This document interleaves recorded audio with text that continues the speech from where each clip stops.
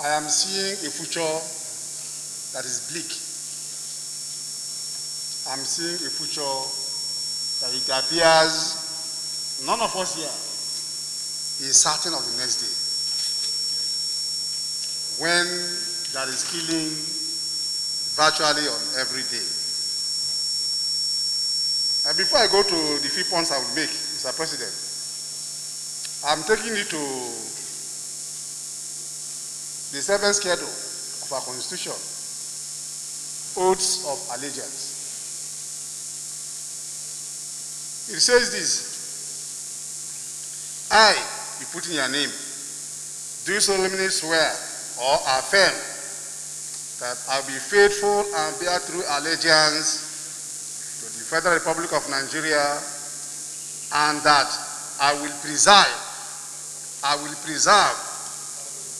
protect, and defend the Constitution of the Federal Republic of Nigeria. So help me God. Mr. President, having said this, I will refer us to section 14(1)(b), which have been cited by many of our colleagues. The primary function of government is for security and welfare of the people, to protect the people.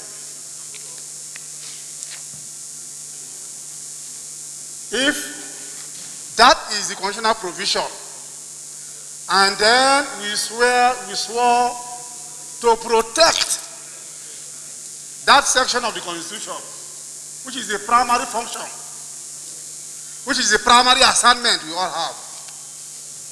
Have we not failed? Where we have failed, we should say we have failed. If as a country we have failed, then we have failed. This is not a partisan issue. It's not about PDP or APC. When Boko Haram killed these people in the north, this is what we are hearing about. Go and check them. There is a mixed breed from all shades of life. There could be any person.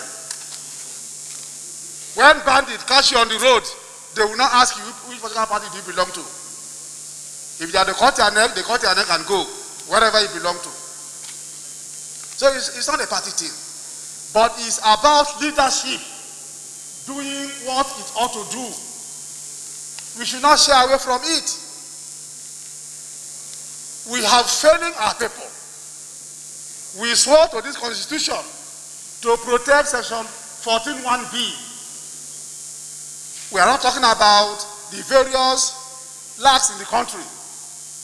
We are not talking about welfare now. But even if you are not eating, can't you sleep and wake up the following morning with hope of getting something at least to eat? How do we feed? Mr. President, I want to do a farm in Gwagwalada, and I went on that day. Then I was reading my social media drops, and I saw that 110 persons were slaughtered and their neck cut off. I told the agent who was going to show me a land, please, let's turn back. Because there was no need. Look at me now. And carry me inside the bush, not ocean. I'm a swimmer. I'm a fisherman. But I want to learn how to farm based on what our people are doing. And then I read that in. I didn't read the land, I turned back. I don't understand Hausa. I don't understand Fulani. I don't understand any other language apart from English and in a job. Then I'm going in the middle of that wilderness. I say, come back.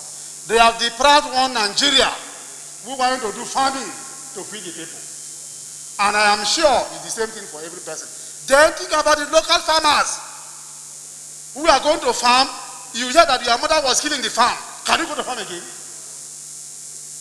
We are crying every day of food shortage. And Mr. President said he will work hard to make us to be sufficient in food. But this is the problem. Now, I want to refer you, because you see, when there's a failure in the family, the husband is responsible. Because he's the head of the family. The president is the commander-in-chief of the armed forces of this country.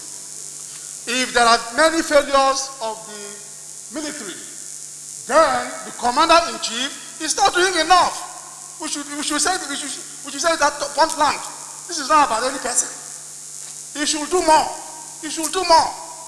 Now, when this government came in 2015, there was a promise. In 6 months, Boko Haram will go and sleep, will go and rest. They will be completely removed. They will chase them away. Your mic. All right, sir. All right, sir. Yes, let's see. I leave that area. But thank you very much. But now, Your Excellency, 5 years plus. 5 years plus. We are just lamenting every day we come here. We have spoken about insecurity in this chamber, at least in this year alone. Maybe 7, 8 motions have come on that note. You will recall, there was a committee you led on insecurity. Distinguished colleagues, before you round up, let me just caution us, please. This is not supposed to be a partisan matter. We have a very serious and grievous situation in our hands. So let's not go to party sentiments, because after all, the 2015 takeover of the APC was to inherit this seriousness. So let's not talk about that. Thank you. Go ahead. Well guarded, Mr. Senior President. So, Mr. President, let me now go in this direction. First, I completely agree with all the prayers of the motion. I completely agree with all the prayers. The governor will recall in 2014 or 13 or thereabout, when the Boko Haram captured Baga, I was there. I went there with those of my committee members, joint committees. We went there, and he was then governor. He told us the importance of the civilian JTF.